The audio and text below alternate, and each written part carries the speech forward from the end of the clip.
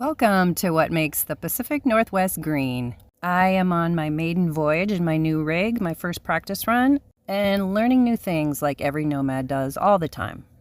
Like finding this park with lots of walking trails, spots to park where there's sun for my solar, restrooms, and even electric if you need it. I successfully backed into my first parallel parking spot and was reminded what great things happen when you ask for help. My sister-in-law, who's into all things textile, agreed to help me with a few projects. We are remaking my cot-sized mattress to actually the twin-size sheets to fit my cot-sized mattress instead of having a floppy burrito around my bed all the time. So let's see how it works out. After lots of stitching and brainstorming, we came up with the idea of these fleece panels to hold my sheepskin in place for my pressure points while I sleep, and then basically this huge pillowcase for the bamboo sheet on top. The Reflectix protector that I created for my phone for my Kia Sorento didn't work anymore because of the larger windshield in my Suburban, and my brother fashioned this box with deeper panels on the side. You never know what you're going to meet at the laundromat or on the trail in the park. This was literally 5 feet away.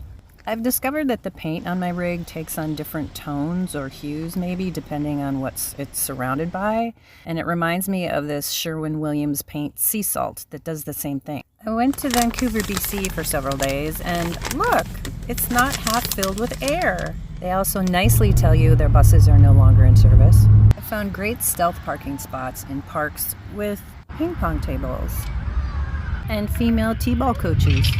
I spent some time in White Rock, BC, and because it was shoulder season, not so many tourists, it was delightful.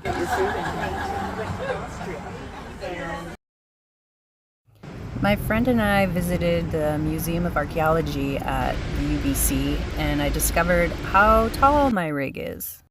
6 feet 7 inches is probably the cutoff of what I can handle. The genuine emphasis on Indigenous art and history at this museum filled my heart to capacity. It reminded me of the experience I had at the Cultural Center in Neah Bay in Washington State. Gotta come back. Another thing I learned on this trip was stepping outside one's comfort zone in order to be able to appreciate this campground, which I don't usually do, but it was such a great experience. Again, because it's shoulder season after Labor Day, and there's still folks coming in and out, but not like it would be in July.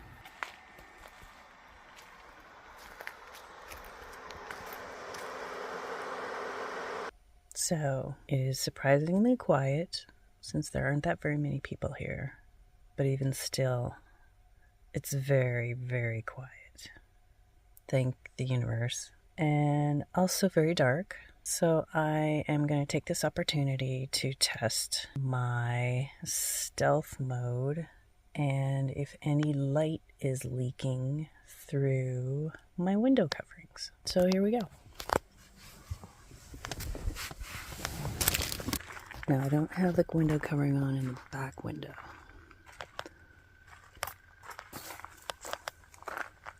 Coming around the side. This is the one I was really wondering about. Yeah.